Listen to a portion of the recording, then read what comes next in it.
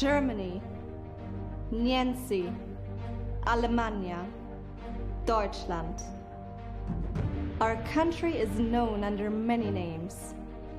But what defines us as a nation? Who are we? We are technology, engineering, craftsmanship that goes beyond perfection. We are innovation, ideas, creativity that goes beyond imagination. We are science, progress, change that goes beyond expectations. We are sustainability, development, responsibility that goes beyond our generation. We are entrepreneurship, leadership, opportunities that goes beyond profit. We are diversity, smiles, tears, passion. We are the people. Are 75 students from the technical universities of Aachen, uniting entrepreneurship, science and technology. And today, we have the honor of representing all 30 teams from Germany. My name is Benedict, and I like to put a smile on people's faces. I am Daniel, and I love my team. My name is Keanu, and I always try to make a change. I'm Nina, and when things go wrong, I turn them around. My name is Amal, and I like spreading the idea of hope. And this is Tuan. He thinks outside the box. We are Enactus Germany, and together we go beyond limits. Today, we want to present 3 innovative approaches that empower people to overcome their limits. Limits. Our engineers are famous for overcoming them, but people with disabilities still face limits. These people try to experience an ordinary workday in so-called work centers, but the type of jobs they are offered are mostly monotonous. A single step in a value chain, no final product to be proud of, and the psychological benefit of work is largely lost. But this is where Rebubble starts. Our journey began with a visit to a work center where we met Jasmine. She is 22 years old and one of the people this project is really about. After following her daily routine, we set ourselves a goal. Give Jasmine a product to personally be proud of, a product she enjoys creating. We were looking for something useful that is produced in engaging and rewarding steps. Do you remember your last day in a hotel? You remember those little hand soaps? Have you ever asked yourself what happens to those after use? We took those hand soaps and developed a functional recycling process. Together with her colleagues, Jasmine removes the first layer, shreds, and remolds the soap. It is purified and sterilized to ensure a hygienic product. Our soap is continuously tested for microbes, and we fulfill all production and safety regulations defined by German law. At the end of our first working day at the center, Jasmine asked us a simple question. Can I take my soap home? This really showed us that Rebubble was on the right track. We knew we had to make this project sustainable to guarantee long-term job opportunities and really help the people at the center. First, we focused on our soap supply. We created a cooperation with the international hotel chain Leonardo. They were looking for a solution to improve their ecological footprint. Their waste is our opportunity. Secondly, we needed a larger market. We successfully approached the Rayway Group, one of the biggest retail chains in Europe, and got our soap listed in their product portfolio, making it the first ever recycled soap to be offered in Germany. Many German social enterprises fail. They can't remain at a competitive price, eliminating most potential customers. And here is our big advantage.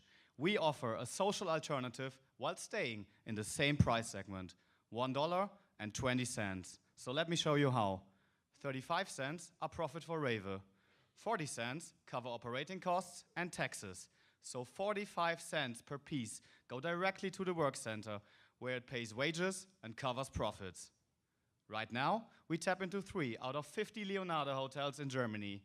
This amounts to 900 kilograms of soap a year, producing 8,500 bars of new recycled soap and generating a total turnover of more than $10,000. With partners as strong as Leonardo and Rave, Rebubble will spread all over Germany, helping the work centers empower their people as we go. We broke through the limits of most social enterprises by creating a social but competitive business. We empower Jasmine and 50 others to go beyond their limits. In their new job, they execute every step of the process entirely on their own. Emphasizing their share in the production, everyone writes their name on the packaging. Now Jasmine can proudly show off her very own soap.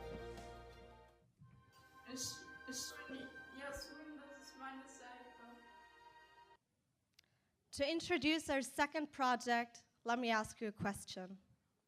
Can you imagine raising fish in a dry area like this? In rural villages in Africa, malnutrition is a serious problem. The average person eats about 1 kilogram of protein a year, while that number is 54 kilogram in Europe. Water shortages prevent people of raising animals, eliminating an essential source of protein. And due to lack of income, buying meat or fish on outside markets is just not an option. 1 year ago, we completed a different project in Africa when by chance Moses, a local leader, told us about his villagers' needs. Fish is nutritious. Fish is healthy. And fish is very expensive in Kenya community. But Moses already thought of a solution. Growing fish in a fish tank is a new innovation. But he couldn't make it work on his own. But we saw the potential of raising fish and took his idea back to Germany. And then we decided, this is it. This is our new project. We are going to make it possible to raise fish without access to either electricity or running water. Zamaki was born. With our engineering expertise, we figured out solutions to overcome two major problems: oxygen concentration and waste levels in the water. To validate our approach, we set up an experimental plant in Germany and found the perfect fish for raising, the tilapia. We also realized that our aquaculture provides a future for a whole community. For our first implementation, we flew to Uganda and provided 2 communities with essential protein. Together with the villagers, we bought locally accessible materials to create an aquaculture, starting with a 3,000-liter water tank. Next, we demonstrated how to install the pump and the filter. They are the key elements of our system, so let's take a closer look. The pump is powered by a solar panel and ensures sufficient oxygen levels in the water. The filter is made out of low-cost and natural materials: sand, activated charcoal, and an old mosquito net. It keeps the pollution in the water low and the quality steady. To ensure the sustainability of our project, we transfer knowledge to our fish farmers. Our workshops cover 3 major areas. First, solar energy, how to install and maintain a solar panel. Second, fish farming, tending fish and ensuring a steady water quality. And third, business strategy. So let's talk about that. Our empowered fish farmers can raise around 3,400 fish per year in one tank. They can be sold at $4.40, which is 40% cheaper than the average market price, generating a profit of $1,200 every year. This easily covers the investment of $600 within 1 year. But let's hear what Nico from Bukelia has to say about Samaki.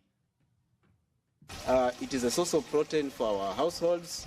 It's a source of income for sustainability purposes. And for us, that is the future. That is the future. It's very important that we sustain it and spread it all over this sub-region, because I've seen it is something affordable by a majority of our farmers. We agree. Provided with our handbook about our workshops, Nico is able to train other fish farmers. This ever-growing train-the-trainer concept ensures that the knowledge of fish raising is passed on to many more. We immediately implemented our solution in 2 more African countries, empowering 3 villages, 2 in Benin and 1 in Zambia. We empowered 40 people in their communities to build up successful fish farms as entrepreneurs, currently raising more than 5,400 fish. But we quickly realized what we created is about more than just fish in a tank. It is about continuous innovation taking place in Africa. The interest in our system was overwhelming. We were approached by the Ministry of Fishery in Zambia, a university in Benin, and the multinational company Evonik. They were so convinced by Zamaki, they wanted to become part of it. With their support, our entrepreneurs create a steady stream of innovations. Each new idea they develop in Africa is validated at our experimental plant in Germany. As soon as it's proven to be beneficial, it's spread to all empowered communities. Several innovations have already been implemented, and Zamaki continues to be improved as we speak. In the last year, we went all the way from a simple idea to a self-sufficient recirculating aquaculture. We empowered 40 entrepreneurs to reduce malnutrition by providing protein to their communities. We increased the available amount of protein from 1 to 5.3 kilograms per person.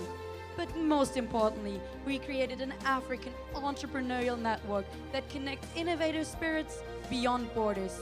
Together with Moses, Nico, and everyone else, we are innovating beyond limits. In our last project, we want to show you how we change people's life with a simple twist. Every year, more than 200 million people lose an extremity because of an accident, disease, or war. We're privileged. In the Western world, a high-tech prosthesis is easily accessible. But what happens to those 160 million people all over the world who are not as privileged? To those who cannot afford a modern prosthesis for up to $50,000? This is Mohammed. After an accident 5 years ago, he lost his hand. But a functional prosthesis is simply not affordable for him. So we developed a functional prosthesis that is produced in a 3D printer. With the rotation of the forearm, you can open and close the front part, using it for picking up basically everything you need.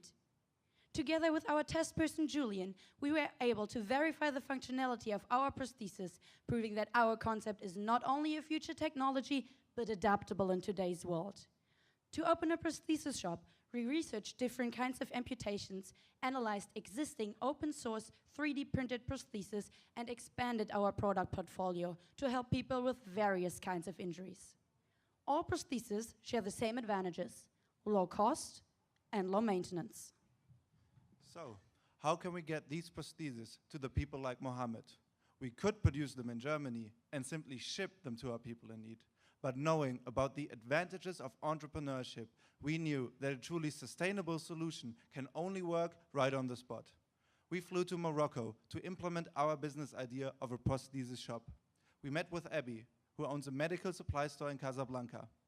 Every day, he is in contact with people like Mohammed, but the basic equipment he provides cannot fulfill their longing for a new hand. He was immediately convinced by our 3D printed prosthesis and eager to become our first prosthesis entrepreneur. To ensure the sustainability of our prosthetic shop, we empower Abby in 2 different workshop modules: orthopedic and technology. In our first module, we teach him about various types of amputations and how to examine a patient with care and precision. This includes a visual exam as well as a plaster cast for further measurements. But medical knowledge is not enough. By teaching him about 3D printing, he's able to use and maintain our newly introduced technology. With the measurements gained from the plaster cast, he's able to digitally customize each prosthesis. The last step on the way to a new hand is simply pressing start. The 3D printer produces a newly made artificial prosthesis entirely on its own. But let's get back to our actual people in need. Why is this prosthesis affordable for people like Mohammed? There are costs for materials, production, and its separation. To complete our business idea, Mohammed gets a profit of $30 for his work as a social businessman. Adding up these numbers, one prosthesis costs just $100, and this is 500 times cheaper than a prosthesis with comparable functions. 500 times cheaper. And this is what Mohammed needed. It is much more than just an affordable pricing. It is Mohammed's chance to take matters back into his own hands. And to make sure that Mohammed is not the only one, we started a cooperation with local hospitals. They bring new people to Abby's shop, where he can take care of their needs. But how can we reach the other 160 million people all over the world who need a prosthesis? We were approached by the United Nations. Together, we're looking forward to scale up AmaPro all over the world. Today, we showed you how we enabled Abby to provide a functional prosthesis for Mohammed and many more. Going beyond the personal limits of Mohammed, we gave him a chance to better participate in daily life. But we have a greater vision in mind. All of us here today have the potential to spread our idea all over the world. So now it's your turn. Check your contacts. Show us the next entrepreneur. Be the change for one of those 160 million. Medical care is a human right and not a privilege. Today, we shared 3 stories with you about how we empowered people to go beyond their limits, uniting entrepreneurship, science, and technology. 75 students from the technical universities of Aachen turned innovative ideas into real-life solutions. A recycled soap broke the employment limits of 50 people with disabilities, giving them a source of pride. 6 fish farms empowered rural communities in 3 African countries to prosper beyond the limits of malnutrition. Affordable prosthesis empowered Abby and Mohammed to break the limit of a restricted healthcare system. Together, we enabled people to enter new and bigger markets. To connect innovative spirits in an entrepreneurial network. To help others take matters back into their own hands. We are Enactus Germany, and together we are going Beyond limits!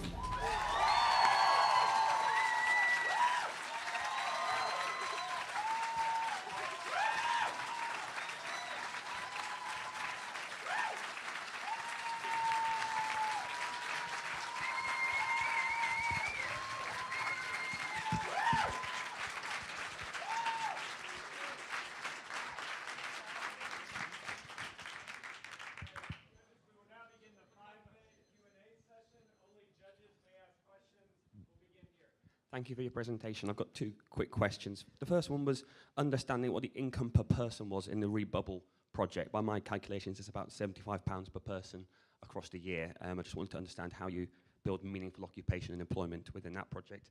And the second one was just to understand how the entrepreneurs in the prosthetics project afford the 3D printer upfront.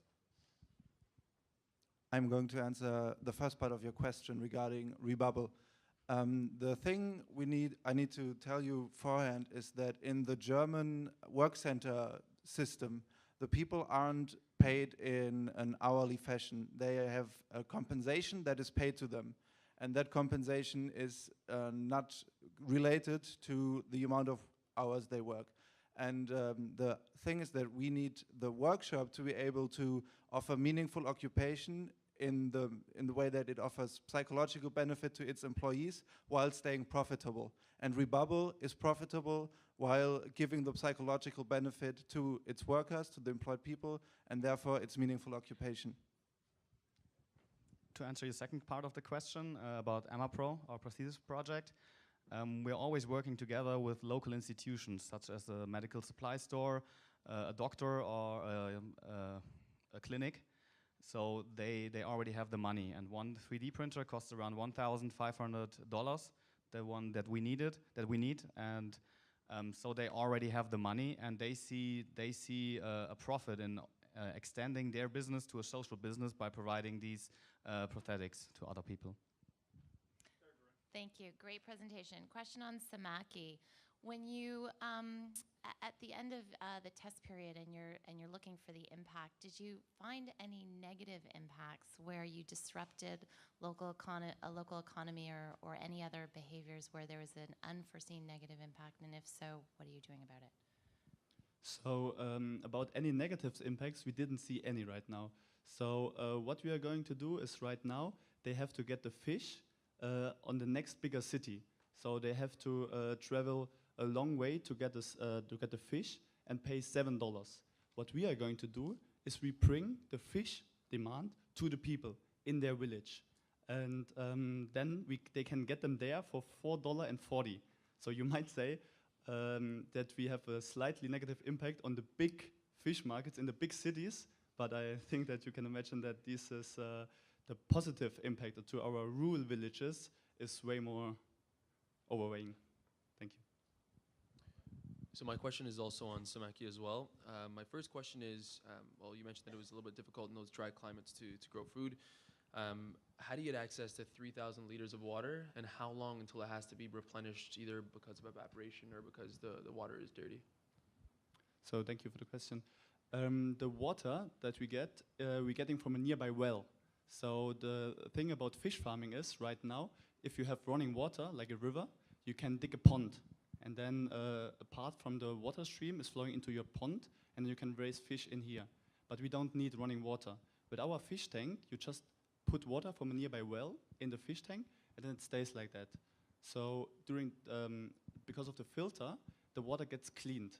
Of course, you have around 50 liter of water exchange after 2 weeks to bring a little bit more fresh water in your system. But as I said, you can get that water from a nearby well and to our system. Thank you. Can you speak a little bit to the actual revenues that have happened thus far with each project and what the actual income increase has been with each of the people that you've empowered on average? So starting with Rebubble. So our first project, right now we have 600 produced soap, and the local distributor, Rewe, gave us a letter of intent that they want to have 10,000 of our recycled soaps. So right now we are increasing this amount because in this big retail stores, they don't buy soap by soap. They need an initial amount until they can supply all of their facilities in our target market with enough soap. So that's concerning about Rebubble. About Samaki, right now we have 5,400 fish in all of our fish tanks. So the growing period for one fish is 6 months. And we, right now, they are still growing as we speak. And that's the end of the time. Okay.